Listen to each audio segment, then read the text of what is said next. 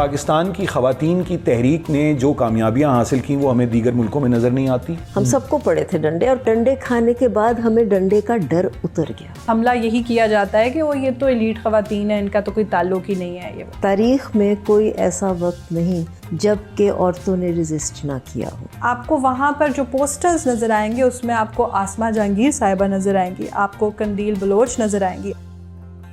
السلام علیکم خواتین و حضرات، آپ کا میزبان حارث خلیق ایک مرتبہ پھر اسی پوڈ کاسٹ سیریز کی ایک کڑی کے ساتھ حاضر ہے، جس میں ہم پاکستان کے 75 سال گزرنے پر اور پاکستان کی 75ویں سالگرہ پر ملک کے اور سماج کے سیاسی، ثقافتی، فنون لطیفہ، ادب، فلم، سپورٹس، فکر و فلسفہ، ان تمام موضوعات پر اور یہاں چلنے والی تحریکوں پر گفتگو کرتے ہیں، کچھ ماہرین کے ساتھ، پاکستان کے ان سرکردہ اور ان نامور لوگوں کے ساتھ، اور اگر وہ بہت نامور نہ بھی ہوں تو بھی جنہوں نے بہت بنیادی کردار ادا کیا ہے پاکستان کے سماج اور پاکستان کی سیاست میں.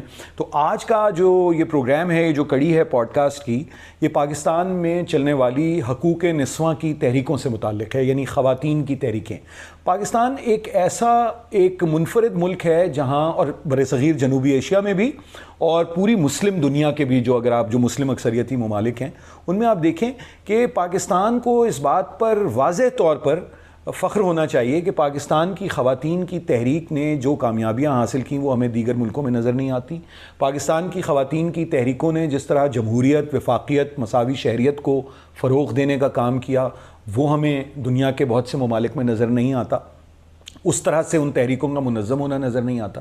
اس سب پر گفتگو کرنے کے لیے، اور آج ہم کہاں کھڑے ہیں اس کو دیکھنے کے لیے، چونکہ ان تمام تحریکوں کی کامیابیوں اور ان کی جدوجہد کے باوجود جو خواتین کے اور بچیوں کے مسائل ہیں پاکستان میں، اقلیتوں اور خواجہ سرا اور دیگر لوگوں کے ساتھ ساتھ دیگر جنہیں ہم انگریزی میں ایکسکلوڈڈ گروپس کہتے ہیں، مارجنلائزڈ گروپس، حاشیے پر رہنے والے لوگ، ان کے ساتھ ساتھ خواتین اور بچیوں کے مسائل آج بھی بڑے پیمانے پر اسی طرح سے موجود ہیں، اور ان کے خلاف ہونے والے جرائم میں ایک اضافہ بھی دیکھنے میں آتا ہے. اس سب پہ گفتگو کے لیے اور ذرا 75 سال کی تاریخ پر بھی ایک روشنی ڈالنے کے لیے اور عصر حاضر کے مسائل کو بھی دیکھنے کے لیے ہمارے پاس دو نہایت ہی معزز مہمان یہاں موجود ہیں. نیلم حسین صاحبہ. نیلم حسین صاحبہ نے ان کا ایک خاص تعارف جو میرے لیے ذاتی دلچسپی کا باعث ہے، وہ ان کا ادب اور ثقافت سے گہرا تعلق ہے. انہوں نے پنجاب کی لوک داستانوں پر کام کیا ہے. انہوں نے خدیجہ مستور کے ناول کا انگریزی آنگن جو ہے اس کا انر کورٹ یارڈ اردو سے انگریزی میں ترجمہ کیا ہے. انہوں نے دیگر بہت سے تحقیق کے کام کیے ہیں. یہ معلمہ ہیں، یہ محقق ہیں، اور ساتھ ساتھ یہ انسانی حقوق اور خواتین کے حقوق ویسے انسانی حقوق میں شامل ہوتے ہیں، علیحدہ کر کے نہیں دیکھا جا سکتا، لیکن ان خواتین کے حقوق کی اپنی ایک شناخت علیحدہ سے بھی ہے، جسے ہم کہتے ہیں کہ women's rights are human rights. لیکن چونکہ وہ ایک زیادہ مارجنلائزڈ ایک طبقہ سمجھا جاتا ہے تو اس کے لیے انہوں نے خصوصاً بہت زیادہ کام کیا ہے. تو نیلم آپا، بہت شکریہ آپ نے وقت نکالا اور اس پوڈ کاسٹ کو جوائن کیا. اور دوسری ہمارے ساتھ موجود ہیں آج کے دور کی ایک سیاسی اور سماجی رہنما، خاص طور پر نوجوان خواتین کے لیے میں سمجھتا ہوں کہ وہ ایک رول ماڈل کی حیثیت رکھتی ہیں، چونکہ انہوں نے اپنے تمام جو ان کی دنیاوی مصروفیات ہیں اس کے ساتھ ساتھ جو ایک سماجی ذمہ داری ہے، سوشل رسپانسبلٹی، اس کو سمجھا ہے اور اسے نبھایا ہے. اور وہ جو نئی تحریکیں چلی ہیں اس پہ ہم بات کریں گے جیسے جیسے پروگرام آگے بڑھے گا. عورت مارچ کا جیسے سلسلہ رہا ہے پاکستان میں پچھلے چند برسوں سے، جو ہم ساری دنیا کے ساتھ 8 مارچ کو ہر سال مناتے ہیں، اور اس کے علاوہ جو دیگر سیاسی عمل میں خواتین کی شمولیت ایک سیاسی جماعت سے بھی ان کا بہت سرگرم ہے آج کل، نایاب علی جان. نایاب، بہت بہت شکریہ آپ نے وقت نکالا اور اس پوڈ کاسٹ کو جوائن کیا. نیلم آپا، اگر آپ اجازت دیں تو پہلا سوال میں نایاب سے کر لوں. بالکل. چونکہ ہم یہ چاہتے ہیں کہ پہلے ذرا آج کی صورتحال پہ بات کریں کہ آج ہم کہاں کھڑے ہیں، یہ تحریکیں کیا ہیں اور کہاں لے جا رہی ہیں ہمیں، اور ان کی کیا کامیابیاں اور کیا ناکامیاں ہیں، اور وہ کامیابیاں اور ناکامیاں کیوں ہیں. اگر اس پہ آپ تھوڑی سی روشنی ڈالیں، اس کے بعد ہم ذرا پیچھے جائیں گے اور نیلم آپا کے تجربے اور جو ان کی ایک انسائٹ ہے اس سے فائدہ اٹھائیں گے. جی، بہت شکریہ, تھینک یو سو مچ. ویسے تو میں سمجھتی ہوں کہ آج کی جو بھی تحریکیں ہیں ان کی کوئی بھی ڈسکشن آف کورس جو پرانی جو ایک ہسٹری ہے, جو کانٹیکسٹ ہے, جو ماضی میں جس طرح سے خواتین نے جد و جہد کی, ان کی ڈسکشن سے ہم ان کو آف کورس ڈیٹیچ نہیں کر سکتے. لیکن اگر ہم کنٹمپرری فیمنسٹ موومنٹ کی بات کریں تو میرے خیال میں بہت ساری ایسی چیزیں ہیں, بہت سارے ایسے گلوبل شفٹس ہیں, اور پاکستان کے اندر بھی بہت ساری ایسی نئی ریالٹیز ہیں جن کی وجہ سے کنٹمپرری موومنٹس جو ہیں وہ سامنے آئیں. اگر ہم پرٹیکولرلی عورت مارچ کی بات کریں تو بہت کچھ ایسی چیزیں ہیں جو کنٹینیویشن ہے پرانا جو فیمنزم تھا اس کے ساتھ, اور کچھ نئی ریالٹیز ہیں. فار ایگزامپل جو کرنٹ موومنٹ ہے ویمنس رائٹس کی, اس کے اندر جو انڈیویجول فریڈم ہے, اس کے اندر جو باڈیلی اٹانومی ہے, اس طرح کی بہت سارے نئے ایشوز ہیں جو کہ ایک بہت ہی کنٹمپرری طریقے سے سامنے آئے ہیں. یعنی شخصی آزادی. بالکل بالکل. دیکھیں وہ اس کی بات پہلے بھی ہو رہی تھی, لیکن اس وقت کیونکہ پوری دنیا کے اندر جو یہ ویو ہے فیمنزم کی وہ بات کرتی ہے کہ ہم نے صرف کلیکٹیولی بات نہیں کرنی, لیکن ہم نے جیسے کہ آپ نے کہا شخصی آزادی کی بھی بات کرنی ہے, اور اس میں بہت سارے کنٹمپرری ایشوز ہیں جن کے اوپر بات کی جاتی ہے.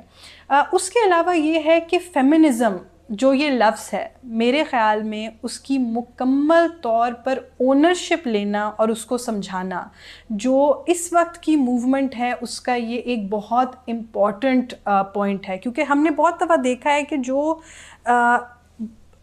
بہت مشکل تھا, آج بھی میں سمجھتی ہوں خواتین کے لیے بہت مشکل ہے اس لفظ کو اون کرنا. اس لفظ کے پیچھے اتنا زیادہ کیونکہ پروپیگنڈا کیا گیا ہے, اتنا زیادہ اس کو ملائن کیا گیا ہے کہ اس لفظ کو سمجھانا, اس لفظ کو پوری طرح اون کرنا. اور جو اگر آپ عورت مارچ کی بات کریں تو اس کے منشور کو اگر آپ دیکھیں, اس میں فیمنزم کو کس طرح سے ایکسپلین کیا جاتا ہے, ایکسپینڈ کیا جاتا ہے, اور پھر لنک کیا جاتا ہے جو معاشرے میں باقی جو سارے طبقات کے مسائل ہیں ان کے ساتھ. اور یہ کہا جاتا ہے کہ جب تک ہم باقی جو تحریکیں ہیں, خواہ وہ مزدوروں کی تحریک ہو, وہ اور جو مارجنلائز طبقے ہیں, جب تک ہم ان کے ساتھ مل کر کام نہیں کریں گے تو تب تک سب کے لیے جو ہے وہ آزادی نہیں آ پائے گی. So these are the contemporary realities. لیکن نایاب, اس سے مجھے ایک سوال فوری طور پہ ذہن میں آیا. فیمنزم کو اردو میں میرا خیال ہے تانیثیت کہتے ہیں, لیکن یہ جو آپ نے کہا یہ بہت اہم بات ہے کہ جب تک دیگر محنت کش طبقات اور دیگر جو جن کے حقوق سلب ہوئے ہیں, چاہے وہ قومیں ہوں, قومیتیں ہوں, ثقافتی گروہ ہوں یا مزدور ہوں, کسان ہوں, جو ہم نے بات کی, تو نعرے تو مجھے سمجھ میں آتے ہیں. جیسے میں اگر عورت مارچ کی بھی مثال لوں, یا محض عورت مارچ کی بات نہیں ہے, دیگر جو تحریکیں اس نوعیت کی چل رہی ہیں اور بھی ہیں, ان میں ہمیں نعرے تو سنائی دیتے ہیں کہ مزدور بھی مانگے آزادی, اور کسان بھی مانگے آزادی, اور طلبہ بھی مانگے آزادی, مگر ان کی جو شرکت ہے بڑے پیمانے پر, یعنی ٹریڈ یونینز کی جو پاکستان میں جس بھی حالت میں ہیں مگر موجود ہیں, جو کسانوں کی تنظیمیں ہیں ان کی, اس سے ہمیں یہ مختلف نظر آتا ہے. یعنی ان کی, آپ تو ان کے لیے آواز اٹھاتی ہیں, مگر ان کے ساتھ شاید اس قسم کا الحاق اور اس قسم کے الائنسز ابھی تشکیل نہیں پا سکے. اس کی کیا وجہ ہے؟ اچھا, اس میں میں تھوڑا سا آپ سے اختلاف بھی کروں گی. میرے خیال میں جس طرح سے بتایا جاتا ہے, کیونکہ دیکھیں پہلے بھی جو ویمنس موومنٹ تھی 1980s کی بھی, اس کے اوپر بھی سب سے زیادہ جو تنقید کی جاتی تھی وہ یہی تھی کہ یہ ایلیٹسٹ ہے.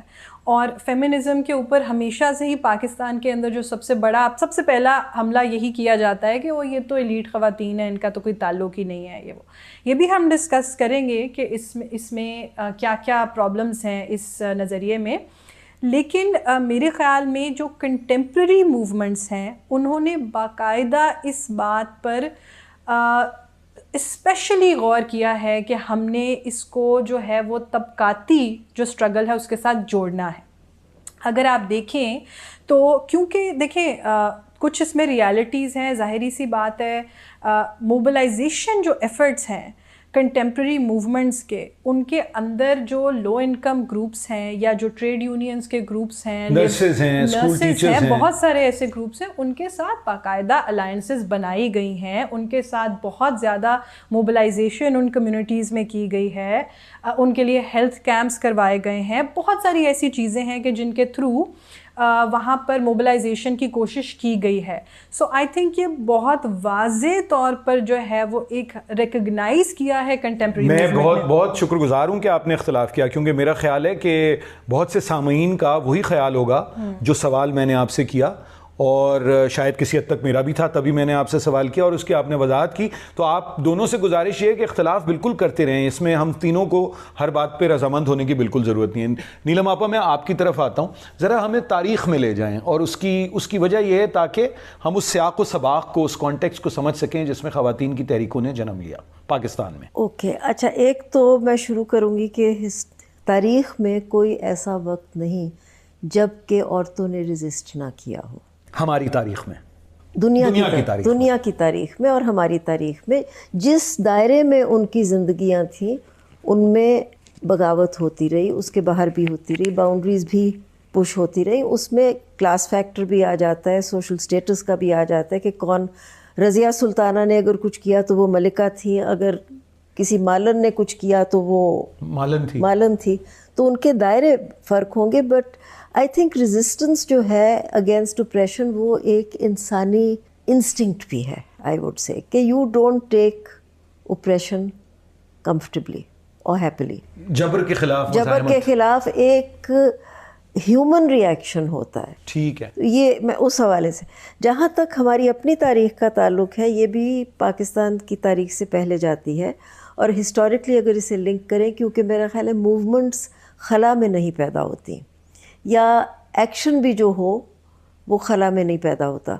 تو انڈین ریفارم موومنٹ آئی as a response to colonialism, late 19th century. اس میں سے جب ڈفرینٹ کمیونٹیز نے اپنے آپ پہ غور کرنا شروع کیا, اپنے کانٹیکسٹ میں تبدیلیاں لانی چاہیے to bring it up on par with modernity as envisaged okay by the colonial power, پر کیونکہ اسٹینڈرڈ آف ریفرنس وہ تھا, تو اس وقت پھر عورتوں کی بھی موومنٹ شروع ہونے لگی. For the right to education, for anti purdah movement چلی, سارے انڈیا میں چلی 20ویں صدی کے اوائل میں, اور پھر رائٹ ٹو ووٹ, جب کہ ہماری عورتیں اٹھ کے راؤنڈ ٹیبل کانفرنس پہ بھی گئیں, ان کی سرکار سے بھی جھگڑا, اور جو کہتے ہیں کہ یعنی راؤنڈ ٹیبل کانفرنسز ہیں 1929, 30, 31, 32 والا, جب یہ یہاں کے لیڈران جا رہے تھے گوری سرکار سے بات چیت کرنے اپنے مسائل پر, تو وہاں انہوں نے ریز کیا, اور وہاں سپورٹ ملی ان کو فرام انگلش فیمنسٹس, سفراجیٹس کا موومنٹ تازہ, تو وہ کہیں ریزونیٹ کیا وہاں. اور 1935 میں ہم نے ووٹ حاصل کر لیا, یونیورسل فرینچائز. آئی تھنک بر صغیر was one of the earliest among the earliest to get universal franchise. 1935 میں جو گورنمنٹ آف انڈیا ایکٹ, جی, تو وہاں سے اس کے بعد پھر تحریک, پھر پاکستان کی آزادی کی, پھر آزادی کی تحریک چل گئی, کوئٹ انڈیا موومنٹ, پاکستان کی تحریک, اس میں عورتیں حصہ لے رہی تھیں, تو کہیں آہستہ آہستہ پولیٹیسائز ہو رہی تھیں. اب I mean it's a very one can go into a lot of detail, پر وہ تو پھر مجھے پڑھنا پڑے گا to get my facts right also. ابھی تو میں جو یاد ہے وہ بتا رہی ہوں. پھر 1913 میں لاہور فرید کوٹ ہاؤس میں انجمن خواتین اسلام کی میٹنگ تھی, جہاں ممتاز شاہنواز نے presented her position an anti polygamy position, اور وہ پاس ہو گئی تھی وتھ فل کنسنسس. سو کثرت ازواج کے خلاف, جی ہاں, پولیگمی کے خلاف, جی. تو اس کے بعد پھر جب پاکستان بنا تو ایک ہماری جو نانیاں, دادیاں, مائیں تھیں, وہ ایک پروسیس میں سے گزرتی چلی آ رہی تھیں. پھر اپوا بن گئی, اپوا واز اے ویری, اور Pakistan women's association, it was founded by Rana Liaquat Ali, wife of Liaquat Ali, who was the Prime Minister. So it had official sanction. پر کیونکہ آفیشیل سینکشن تھی, اس میں It was kosher also as far as the government was concerned. So बहुत सी उसकी membership आई bureaucrats की बीवियों में से. पर when push comes to shove, उन्होंने फिर आवाज़ उठाई जब मोहम्मद अली बोगड़ा ने दूसरी शादी की. तो क्योंकि पहली बीवी बेफैशनी थी और अब उनको फैशनेबल बीवी चाहिए थी As the first lady. As the first lady. तो it was Appa that led the movement. और उन्होंने फैमिली लॉज ऑर्डिनेंस पास करवा लिया 1961 में. और तब मुझे this is with in my living memory of seeing women on the streets and of seeing male responses also of progressive men like my father who was fully supportive of them, but somewhere found the thought of women politically protesting a little amusing. वो थोड़ा सा वो touch था. पर साथ साथ फिर democratic women's association भी थी जी, जो कि जमहूरियत पसंद खवातीन, जहाँ तायरा मज़हर अली जैसी लोग हैं, शमीम, अशरफ मलिक और इस टाइप के लोग, एलिस फैज़ भी थी. तो वो लेबर के साथ उनका राब्ता था. अब कम्युनिस्ट पार्टी के अगर आप एलिटिज्म का जो ताना तोमत लगती है तो I think you can't go higher than तायरा Mazhar Ali in being elite. But her work was with the labor and her mode of dress was also not elitist. जी. मुझे एक वाक़या याद है, ये और मज़हर अली ख़ान शाम को वॉक किया करते थे और इसी घर में पैदल आए. तो नया खानसामा था हमारा, तो हम लोग बाहर थे. जब हम घर आए तो बाहर चारपाई पे दोनों मियाँ बीवी बैठे हुए थे, क्योंकि खानसामे ने उनके कपड़े देख के उनको अंदर घर के नहीं बिठाया था. So, there are stereotypes and cliches जिनसे हम फैसले करते हैं या असेस करते हैं, पर reality is very variegated. So, which doesn't mean that they were totally non-elite. It's चलता है. So, जहाँ तक Women's Action Forum का ताल्लुक है या जो आज की जो एक चली है तहरीक, तो ये V O it to Ziaul हक, जिन्होंने जब क्योंकि एक तो पावर कैप्चर किया from a democratically elected government, जो भी उसके मसले थे उस वक्त, और अमेरिका ने क्योंकि जंग आना चाह रहा था अफ़गानिस्तान में, तो Pakistan was a very convenient cats पॉ. हमने कैट्स पॉ का रोल लिया, बारे न्यारे हो गए ज़िया के, एक लेजिटिमेसी मिल गई globally internationally from the so called free world, and religion became a strategy and a tool, a power strategy, and of ताकत का आलायकार बनाने में बड़ा बुनियादी किरदार अदा किया जनरल ज़ियाउल हक ने अमेरिका की मदद से और अमेरिका की और सऊदी अरेबिया की मदद से. और एक जो ज़िया की अचीवमेंट मैं कह सकती हूँ वो ये थी, क्योंकि सारी स्टेट पावर उसके पीछे थी, उसने हमारी डिस्कर्सिव लैंडस्केप जो हमारी, उसमें एक बहुत तब्दीली लाई. उस वक्त जब हदूद ऑर्डिनेंसेस आए तो वही औरतें जो वुमेन्स एक्शन फोरम की पहली मेंबर्स थी, उनकी बैकग्राउंड भी कोई पढ़ा रही थी, कोई साफ़ी थी, कोई सो उससे पहले लेफ्ट विंग प्रीज या लेफ्ट विंग स्टडी ग्रुप्स में active, all that kind of thing. तो ये उन लोग वो इकट्ठे हुए. कराची में शिरकत ने कॉल दी मर्दों औरतों को कि भाई ये हदूद ऑर्डिनेंसेस, एक वो केस आया था आपको शायद ना याद हो, फहमीदा अला बख्श का वर्सेस द स्टेट. फहमीदा ने अला बख्श से अपनी मर्ज़ी से शादी कर ली. अब अला बख्श का सोशल स्टेटस ज़रा सा कम था फहमीदा से. उन्होंने जो गोरों के वक्त से एक रिवायत बनी हुई थी कि आप पुलिस में FIR कटा दें कि हमारी बेटी अगवा हो गई, इसको वापस लाएं, उनको नहीं मालूम था कि हदूद ऑर्डिनेंस लग गई हैं और जिना ऑर्डिनेंस में बेटी को सज़ा होगी और 100 कोड़े लगेंगे और अला बख्श को शायद पथराव करके संसार कर देंगे. सो आई थिंक ये जैसे चौंका देता है ना, तब बुलाया गया. मर्दों ने कहा नहीं यार ये बातें ही हैं. तो तब से जब से पाकिस्तान बना है ये कर रहे हैं कि ये करेंगे वो करेंगे, कुछ नहीं होता. ویمنز ایکشن فورم وہاں بنا. وہاں سے پھر فریدہ شہید لاہور آئیں, تو لاہور میں میٹنگ ہوئی. یہاں ہمارے ساتھ گھر تھا, اب تو وہ ٹوٹ گیا ہے, فرخ نگار عزیز کا گھر. جی. فرخ نگار عزیز واز پارٹ آف میرے بچپن کے لینڈسکیپ کا, کیونکہ یہ تھیٹر میں ان کا انٹرسٹ تھا. So there is a link between creativity and movements also. تو یہ تھیٹر کرایا کرتی تھی, اور اسٹوڈنٹس کا ایک انہوں نے الفا گروپ آف پلیئرز بنایا ہوا تھا, جس میں university students, others interested in good amateur theatre. So ان کے گھر میں ویف کی یہ پہلا لاہور میں ملا گروپ, آئی تھنک 19 کراچی میں 1981 میں شرکت گاہ میں میٹنگ ہوئی, شرکت گاہ کے دفتر میں, پہلے دفتر میں جو ہماری ایک خواتین کے حقوق کی تنظیم ہے شرکت گاہ, اور اس کے بعد لاہور میں فرخ نگار عزیز کے گھر پر یہ میٹنگ ہوئی. ہم گندے نالے کے اس طرف آپ بیٹھے ہوئے ہیں, وہ گندے نالے کے اس طرف گھر تھا, 21 برڈ وڈ روڈ. تو ان کے گھر میں یہ میٹنگ ہوئی, 21 bird would road. 21 bird would road. تو وہاں میں یہاں نہیں تھی اس وقت, پر یہ تب آپ تو باہر پڑھ رہی تھی. میں باہر پڑھ رہی تھی. میں 83 میں آئی ہوں گھر ذرا ہیلو ہائی کرنے, اور آئی گاٹ کاٹ اپ ان دا 12 فروری کی پروٹیسٹ, جو کہ پہلی پروٹیسٹ تھی ڈکٹیٹرشپ کے خلاف, جس میں حبیب جالب کو ڈنڈے پڑے. جس میں حبیب جالب کو ڈنڈے پڑے, مجھے بھی پڑے تھے, ہم سب کو پڑے تھے ڈنڈے, اور پہلی دفعہ ڈنڈے پڑے, اور ڈنڈے کھانے کے بعد ہمیں ڈنڈے کا ڈر اتر گیا. اب یہ میں ضرور کہوں گی, یہ ہے 12 فروری 1983, اور جب MRD موومنٹ بھی چل رہا ہے. اس کے بعد چلی. اچھا, میں یہ واضح کرنا چاہتی ہوں کہ ڈنڈوں کا ڈر اترا, کلاس فیکٹر آتا ہے. اس تحریک میں بہت سی وزبلی ایلیٹ عورتیں تھیں.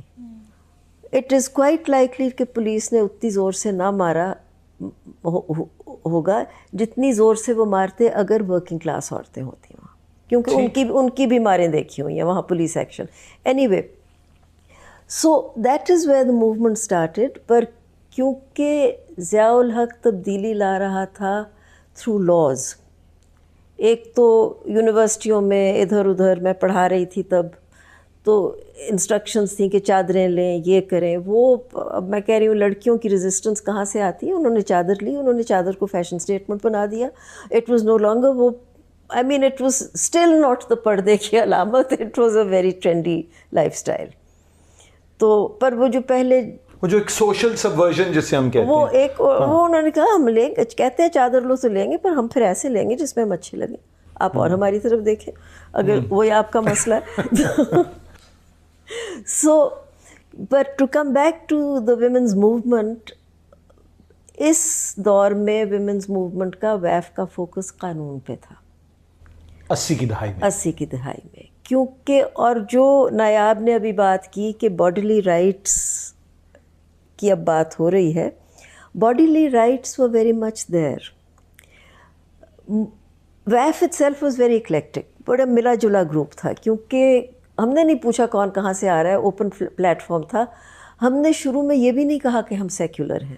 ہم 10 سال کے بعد ہم نے اپنا پبلک گئے اس پہ, کیونکہ ہم اسٹریٹجکلی نہیں چاہتے تھے کہ ہمیں بین کر دیا جائے.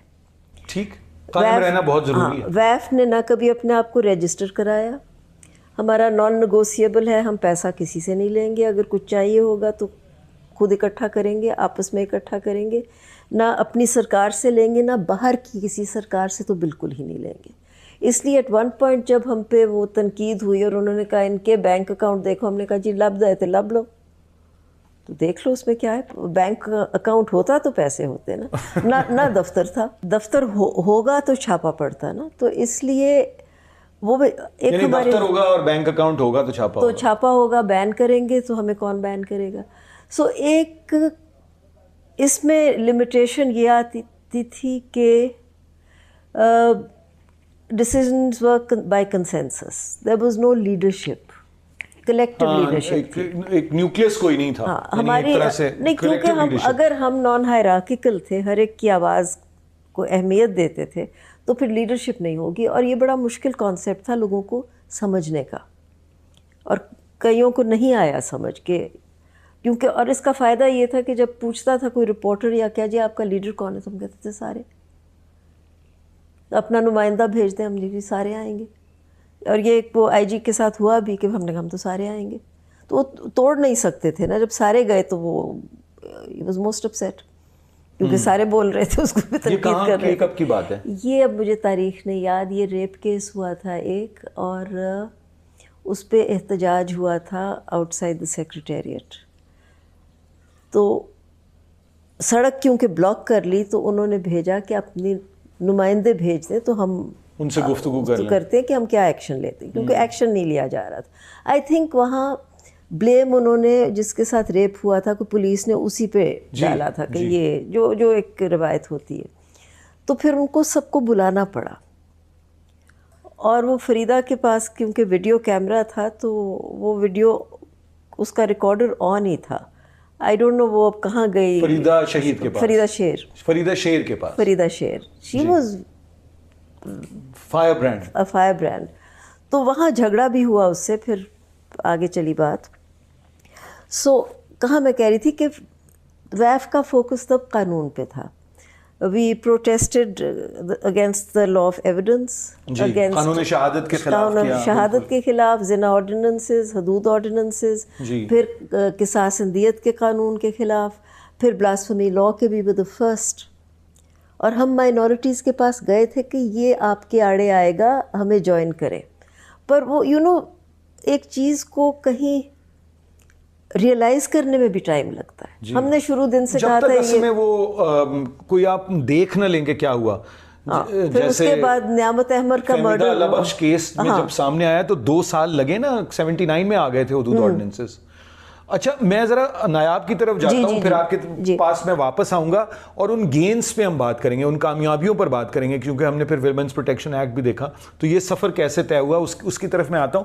نایاب, یہ بتائیے کہ آپ کو یہ محسوس ہوتا ہے کہ اس وقت جو صورتحال ہے, ویسے ماضی سے بھی جو اس وقت کی جو صورتحال سے مراد میری یہ ہے کہ اس وقت جو تحریکیں چل رہی ہیں, کیا ان کا کوئی ربط ہے ماضی کی جو پاکستان میں چلنے والی تحریکیں ہیں, یا ایسا ہے جو ایک آپ کے یعنی let me be the devil's advocate کہ باہر سے اور یہاں کے بھی اچھے تعلیمی اداروں سے English medium as it were بچیاں اور لڑکے بھی بہت ساتھ ہیں آپ کے نوجوان لوگ, جو بہت خوش آئند بات ہے, لیکن یہ لڑکے لڑکیاں تھیوریٹیکل چیزیں پڑھ کے نکلے ہیں, انہیں مغرب کا تو پتہ ہے, انہیں میرابیل سسٹرز کا پتہ ہے, انہیں سفراجٹ موومنٹ کا پتہ ہے, انہیں میرا جسم میری مرضی کا جو پورا ایک تحریک ہے اس کا پتہ ہے, مگر انہیں یہ نہیں پتہ کہ بیگم زری سرفراز نے کیا کیا آئلی قوانین کے لیے. انہیں یہ نہیں معلوم کہ ویمنز ایکشن فورم نے 1980 کی دہائی میں حدود آرڈیننسز اور قانون شہادت وغیرہ کو پش بیک دینے کے لیے کیا کیا. کیا اس بات میں کوئی حقیقت ہے یا نہیں ہے, یا کوئی ڈسکنیکٹ ہے؟ نہیں, آئی تھنک اگین یہ ڈسکنیکٹ ہے, بیکاز ابھی میں یہ گفتگو جو سن رہی تھی اس میں بہت ساری ایسی چیزیں ہیں جو میں کہوں گی ریزونیٹ میرے ساتھ اس طرح سے کر رہی تھیں کہ وہ اٹیکس جو پہلے کیے جاتے تھے وہی ایک ایلیٹزم کا, ایک بینگ فورن فنڈیڈ, بینگ ویسٹرنائزڈ, یہ ساری جو چیزیں ہیں یہ اٹیکس ابھی بھی کنسسٹنٹلی ہو رہے ہیں. ایک اور میں یہ کہوں گی کہ کچھ جی بالکل, اور تب کی اور اب کی موومنٹ میں کنٹینیوٹی اور چینج کا ایک سلسلہ ہے, ایک ڈائلیکٹیکل قسم کا ریلیشن شپ ہے. One thing that I think that the contemporary movement has learned, جہاں پر میں آپ کے ساتھ اختلاف کروں گی, ایک کنسرٹڈ ایفرٹ ہے. آپ اٹھا کے دیکھیں عورت مارچ کا, بے شک وہاں پر کسی بھی نان پاکستانی فیمیل آئیکن کی آپ کو پوسٹرز نہیں نظر آئیں گے. دیر از اے کنسرٹڈ ایفرٹ کہ ہم نے, یہ ایک لرننگ ہے نا تب سے لے کر اب تک, کہ ہم نے اپنے کلچرل جو اپنی ہسٹریز ہیں ریزسٹنس کی, اپنی جو بہت ساری کلچرل سبورژن ہے وہ ہم نے اس کو روٹ کرنا ہے پاکستان کے اندر اور سب کانٹیننٹ کے اندر. تو میں آپ کو چھوٹے چھوٹے اگزامپلس دیتی ہوں.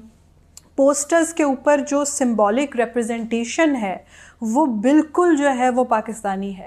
اس میں آپ کو دوپٹوں والی خواتین نظر آئیں گی, شلوار قمیضوں والی, چوڑیوں والی خواتین نظر آئیں گی, مہندیوں والی خواتین نظر آئیں گی. یہ ایک کنسرٹڈ ایفرٹ ہے, اور حجاب والی بھی نظر آئیں گی, بالکل نظر آئیں گی, بالکل نظر آئیں گی. ہاں جی, کیونکہ میرے خیال میں یہ ایک لرننگ ہے, بالکل یہ ایک لرننگ ہے کہ ہم نے, اور جو ریفرنسز ہیں آپ کو وہاں پر جو پوسٹرز نظر آئیں گے اس میں آپ کو آسمہ جہانگیر صاحبہ نظر آئیں گی, آپ کو قندیل بلوچ نظر آئیں گی, آپ کو اور ہماری بہت ساری جو ہے وہ آئیکونک جو فیمنسٹ ہیں جنہوں نے ریزسٹ کیا معاشرے کے اندر وہ نظر آئیں گی.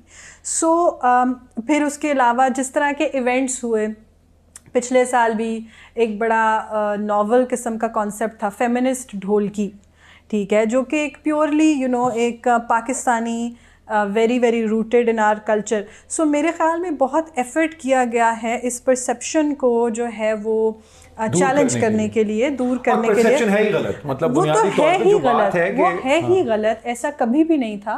اچھا, اس کے ساتھ ایک اور جو امپورٹنٹ چیز ہے میرے خیال میں جو میں مینشن کرنا چاہوں گی وہ یہ بھی ہے کہ یہ کنٹمپریری موومنٹس جو ہیں وہ بہت واضح طور پہ اینٹی امپیریلسٹ بھی ہیں.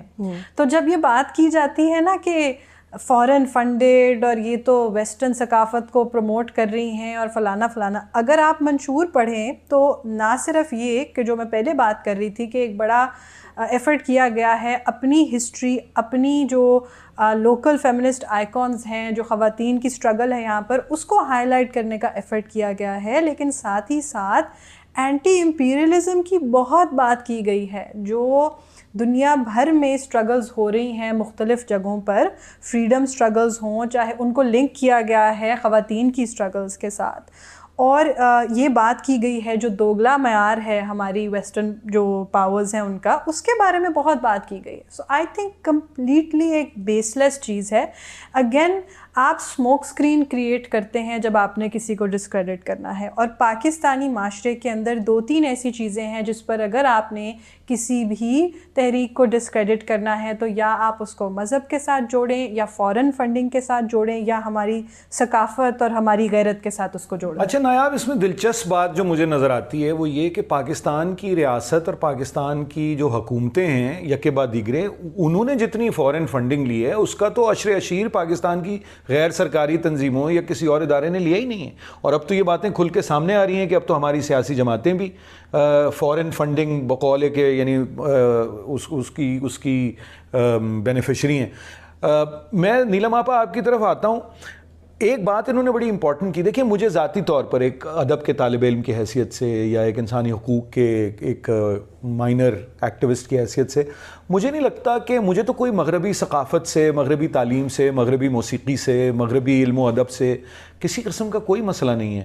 میرا مسئلہ تو مغربی سامراج سے ہے. اور یہ بات میرا خیال ہے کہ اس پہ ہمارے سامعین کے لیے بھی یہ بات بڑی اہم ہے کہ یہ سمجھنا بہت ضروری ہے کہ کوئی جو سامراجیت ہے, جو امپیریلزم ہے جس کو نایاب نے کہا, اس کے ساتھ ہمارا ٹکراؤ ہے. جو مغرب میں چلنے والی انسانی حقوق کی تحریکیں ہیں, دیکھیے ریس کی ساری لڑائی مغرب میں ہی لڑی گئی ہے. تو یعنی جو نسلی امتیاز کو خاتمے کی لڑائی ہمارے ہاں تو نہیں لڑی گئی, بلکہ مجھے تو لگتا ہے کہ ہم لوگ ابھی تک بہت سے تعصبات کا شکار ہیں, رنگ, نسل, عقیدے کے اعتبار سے. جنوبی افریقہ جو ہے وہ افریقہ ہے, شمالی امریکہ ہے, برطانیہ ہے, ان سب میں یہ لڑائیاں لڑی گئیں. تو اس پہ بھی ذرا سی روشنی ڈالیں کہ ہم اپنے آپ کو جو ایک عالمی سطح ہے, گلوبل سپیس ہے, اس میں ہم جڑے ہوئے تھے. جب تک کہ آپ نے ذکر کیا, میں آپ سے کہوں گا کہ وہیں سے بات کو آگے بڑھائیں. 80 کی دہائی تک, 90 کی دہائی تک بھی کچھ حد تک, لیکن 90 سے وہ معاملات بدلنے شروع ہوئے. ہمیں یہ پتہ ہوتا تھا ویتنام میں کیا ہو رہا ہے, ہمیں یہ پتہ ہوتا تھا, یعنی 70 کی دہائی میں ہمیں معلوم تھا ویتنام میں کیا ہو رہا ہے, 80 کی دہائی میں ہمیں یہ پتہ تھا کہ نیلسن منڈیلا کون ہے. تو اب یہ کوئی ڈسکنیکٹ ہماری تحریکوں کا بھی نہیں ہو گیا بین الاقوامی طور پر؟ تحریکوں کا تو آئی کانٹ سے ہر تحریک کی تو بات نہیں میں کر سکتی. خواتین کی تحریک yes and no, I don't think so. I mean ایک لیول پہ لگے گا آپ کو ڈسکنیکٹ. ایک تو میں واضح کروں کہ جو آپ بھی کہہ رہے ہیں کہ ہمیں ڈسٹنکشن فرق کرنا بہت ضروری ہے کہ سامراجی neo liberal, global neo liberal imperialism کی پالیٹکس کیا ہے, اور کلچرل کراس کلچرل فرٹیلائزیشن کیا چیز ہوتی ہے. ٹھیک ہے, دیکھیں یعنی مختلف ثقافتوں کے مابین جو ایک تعلق ہے, وہ بہت ایک انریچنگ چیز ہے. جو بر صغیر کا انڈو مسلم کلچر ہے وہ 2 کلچرز کے میل سے نکلا ہے نا. جہاں آپ بادشاہی مسجد کو دیکھیں جو وہ کنول کا پھول بھی ہے اور اوپر وہ گنبد اور مینار بھی ہیں, تو وہ ایک نئی چیز نکلی ہے جو کہ یہاں کی آئیڈینٹی کا ایک بہت گہرا حصہ ہے. تو یہ جو ہم پیورزم پہ جاتے ہیں اور سنگولیرٹی پہ کہ ایک ہی مذہب, ایک ہی سوچ, ایک ہی فقہ, باقی سارے کافر, تو وہ تو ایک تو بنٹتا ہے سب کچھ.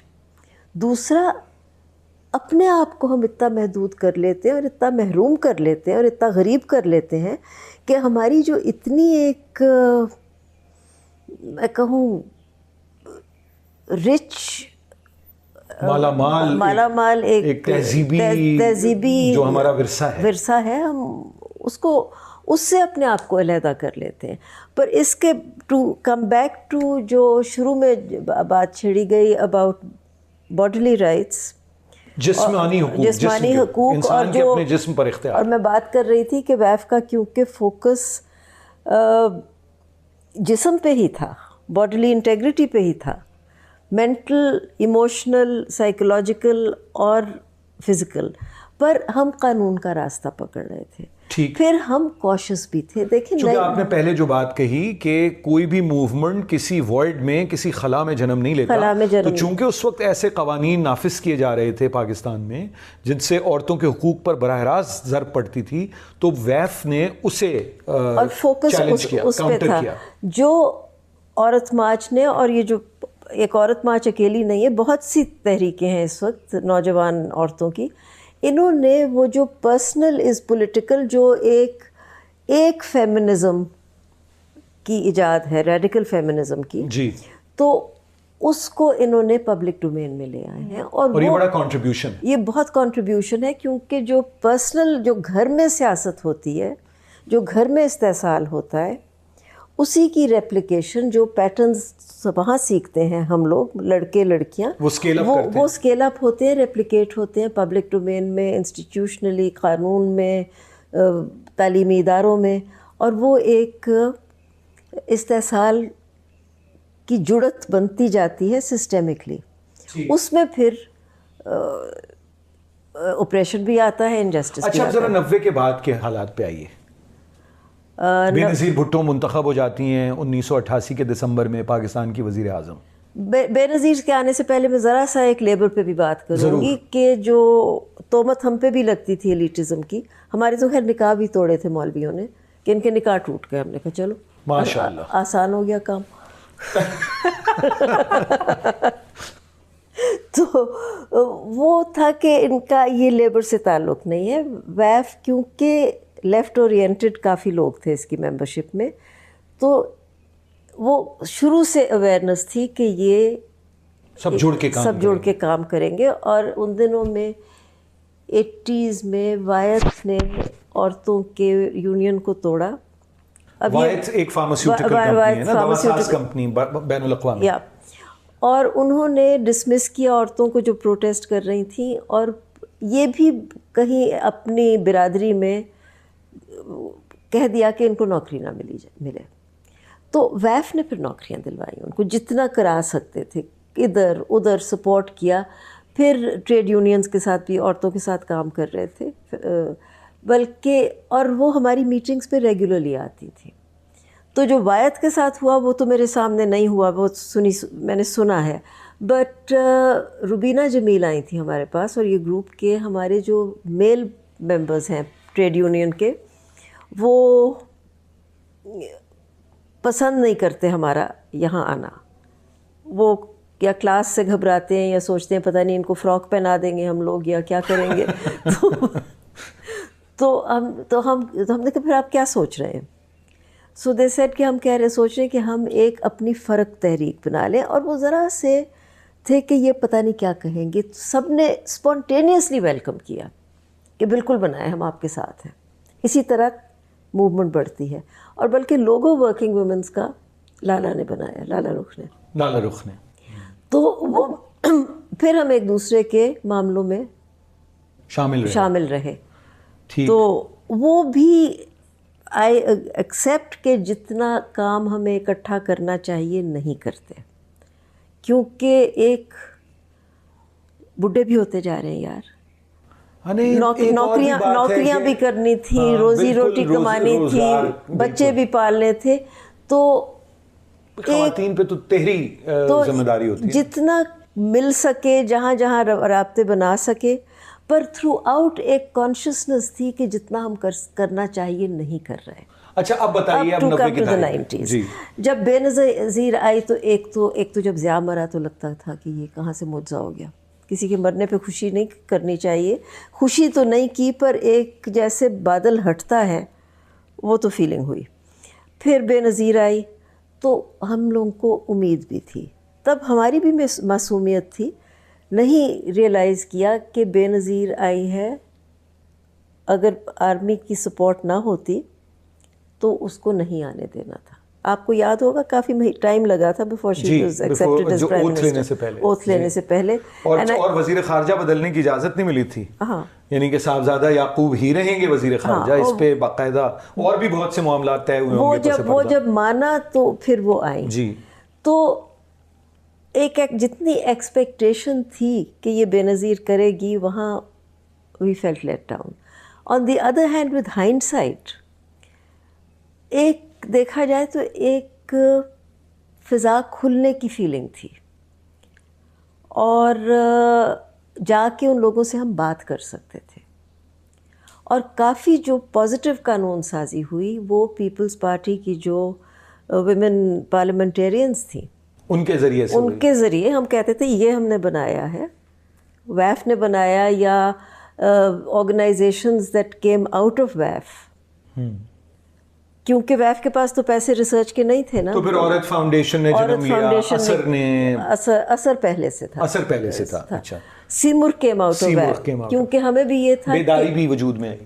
بیداری بعد میں آیا. اچھا, سیمور بنا کیونکہ as a public plate form ہمیں وی ریئلائز کہ ہمارے پاس انفارمیشن نہیں ہے, کیونکہ مولوی تو اسلام کوٹ کر رہا تھا نا. تو آپ نے بھی تحقیق, تو پھر ہم نے کہا اس کے لیے ایک تنظیم ہو جو کہ پھر تحقیق کو وہاں نہ روکے کہ لو جی یہ اس سوال کا جواب مل گیا, اب بند کر دو. تو تب آپ نے سیمور بنائی. تو تب سیمور بنا کہ ہم پھر جہاں تک جہاں تحقیق لے کے جائے گی وہاں جائے گی. فریدہ شیر اس کے بانیان میں ہیں. نہیں, میں تو ولایت سے گھر آئی ہوں تو یہ آلموسٹ بن چکی تھی, اندر سے join us it was in the process.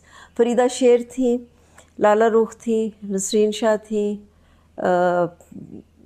Nikhat سعید خان تھیں, اور I think that was it. اور میں تھی, یہ لوگ تھے ہمارے. یہ لوگ. اچھا, اب ذرا جو آج کے حالات کو آپ کیسے دیکھتی ہیں؟ کچھ گینز بھی تو ہوئے نا, جیسے ویمنس پروٹیکشن ایکٹ آیا. گین یار, پہلا گین تو یہ ہوا کہ جب ہم نے شروع کیا ہے کام تو مجھے لوگ پوچھا کرتے تھے پر عورتوں کا مسئلہ کیا, آپ تو گھر کی ملکہ ہو, اتنی عزت آپ کو یہ معاشرہ دیتا ہے.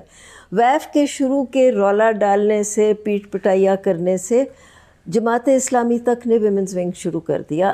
قبول تو کیا نا کہ ویمن کا ایشو ہے, بہت بہت بڑی بات. That was a major. قوانین میں تبدیلی, پھر قوانین میں تبدیلیاں آئیں. اچھا, آخری سوال پھر اب میں نایاب آپ سے کروں گا, اور وہ سوال یہ ہے, چونکہ ظاہر ہے میرا تو جی چاہ رہا ہے کہ یہ گفتگو جاری رہے, لیکن ظاہر ہے وقت کی ایک پابندی ہوتی ہے, اور رکھیں گے, ہم کوشش کریں گے کہ اس سلسلے میں اور گفتگو رہے اور ایک سنجیدہ گفتگو اور مکالمہ آگے بڑھے. آپ سے آخری سوال یہ کہ آج کل کس قسم کا دباؤ جو خواتین کی تحریک سے ہماری لڑکیاں اور لڑکے, نوجوان خواتین, نوجوان مرد وابستہ ہیں, یا خواجہ سرا بھی وابستہ ہیں, ان پہ کس قسم کا دباؤ جو ہے وہ آتا ہے, اور کن کوارٹرز سے آتا ہے, اور کیا ہراسانی ہے, یا کس قسم کی ایک جبر کا سامنا کرنا پڑتا ہے؟ بالکل, آئی تھنک بہت ساری, جیسے آپ نے بات کیا, گینز بھی بہت ہوئے ہیں, لیکن ہم رہتے ہیں ایک اس طرح کی دنیا میں جہاں پر سوشل میڈیا ہے, جہاں پر سوشل میڈیا نے اپرچونیٹیز بھی کریٹ کی ہیں, لیکن ساتھ ساتھ جو ہے وہ ہراسمنٹ کے, ٹرولنگ کے بہت سارے دروازے بھی کھلے ہیں اس سے. تو پہلی تو یہ چیز ہے کہ کنٹمپریری جو سوشل موومنٹس ہیں, خاص طور پہ وہ جو ویزیبل ہیں سوشل میڈیا کے اوپر, ان کے لیے ایک نیا چیلنج سامنے آیا ہے. اپنی پرائیویسی اور اپنی سیکیورٹی کے لیے ان کو خاص جو ہے وہ اقدامات کرنے پڑتے ہیں, اور یہ بہت زیادہ, اور یہ شاید سننے میں نہیں لگتا, لیکن یہ اتنی بڑی چیز ہے کہ کس طرح سے ایک آرگنائزڈ اور سسٹمیٹک طریقے سے خواتین کو انٹیمیڈیٹ کیا جاتا ہے. ہم سب وٹنس ہیں اس چیز کے کہ کیسے لوگوں کی, ہم نے پوسٹرز کے ساتھ یہ دیکھا کہ کس طرح سے لوگوں کی پرائیویسی اور سیکیورٹی کو انڈینجر کیا, کیونکہ نہ صرف کچھ پوسٹرز جو تھے وہ ڈاکٹرڈ تھے, جس کے بعد وہ خواتین جنہوں نے وہ اٹھائے ہوئے تھے, لیکن ایون جو صحیح پوسٹرز بھی تھے maybe they were saying something which, you know, to the rest of the people is very radical, and that means you immediately جو ہے آپ نے ان کو open up کیا attacks کے لیے اور ان کی safety کو آپ نے endanger کیا.